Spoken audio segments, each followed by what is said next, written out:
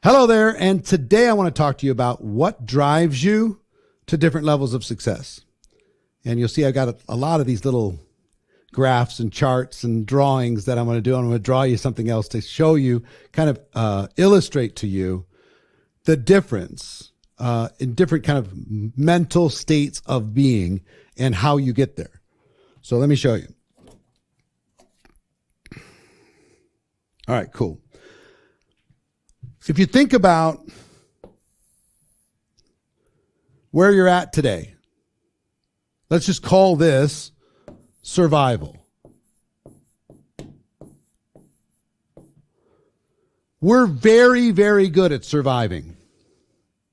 We're very, very good because we don't have much of a choice to survive. You either have to survive or it's going to be over for you, right? So you'll figure out a way to survive. You've got to figure out a way to eat. You got to figure out a way to get a roof over your heads. You got to figure out a way to put clothing on your back. You got to figure out a way to pay your cell phone bill, right? You know, there's basic stuff to survive, but below survival is another line. And that line is crisis.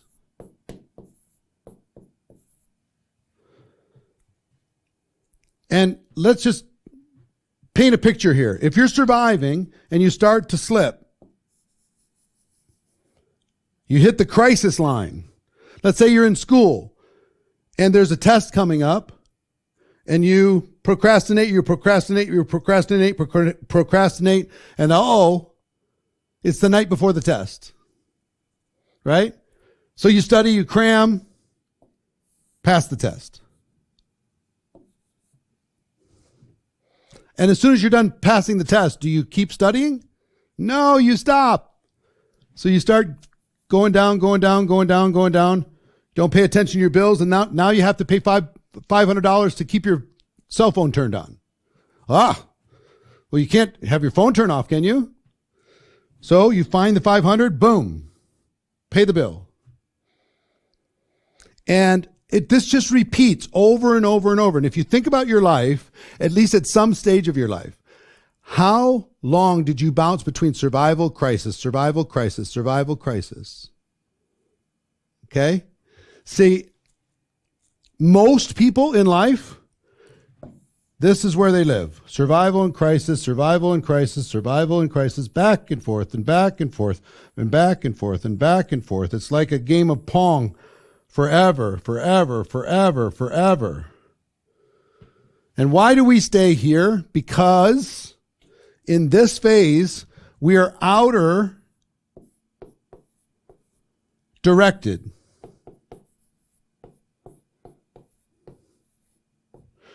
In other words, there's external reasons that are causing us we hit crisis. We hit crisis. Now we don't have a choice. We have to figure it out to get back to survival. And then as soon as we get there, we fade to crisis. The reasons, do it or else. Do it or the electricity is being turned off. Do it or there's no food for the baby. Do it or we can't pay for the diapers. Do it. Whatever.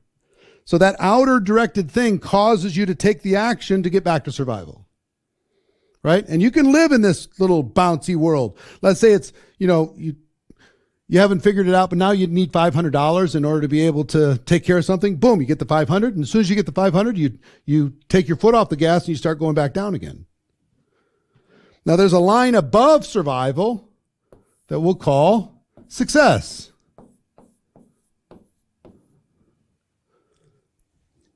You notice it's the same difference. Same space between crisis and survival, survival and success. Same level. You had to get 500 to get to survival. Why don't you go get the next 500 and get to success? You had to get the 500 because there's this external reason that's forcing you to do it. But as soon as you're not forced to do it, sometimes you don't. So some people say, I'm tired of this. You ever gotten tired of that? I got tired of that and said, what do I have to do to get to success? And here's what I found out. You need to be inner directed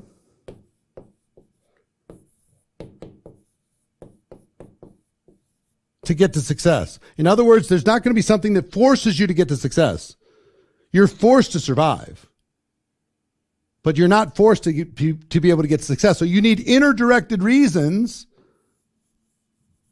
You got to come up with your own reasons in your mind that say, I have to get here. Hunger, ambition, dissatisfaction, something.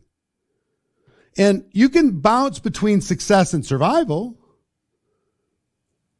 And maybe you come back to success and you kind of get stuck here. So at least it's better between success and survival. Some of you have graduated out of crisis and survival to survival and success. Back and forth.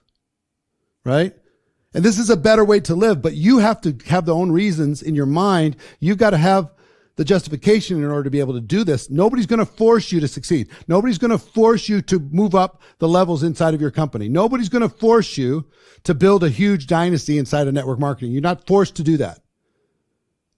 Matter of fact, some people, as soon as they're making enough money in their network marketing business to pay the bills, they stop. And they get stuck between success and survival because they've been trained since they were 2 years old to only do things when they're forced to do it.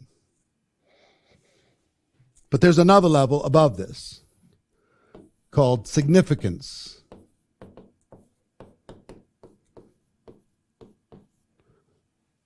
You can go between success and significance. So you got to be outer directed. External reasons cause you to move to survival. Internal reasons cause you to move to success. But it's about you. Significance is about others. If you can lock in to helping other people, it will pull you from success to the next level. Just because you became a six-figure earner in network marketing, you're taken care of personally, but if you start pouring yourself into others, you can go from success to significance. Now, you might still trail down to success occasionally and back to significance. You might still trail down, but here's what I will tell you.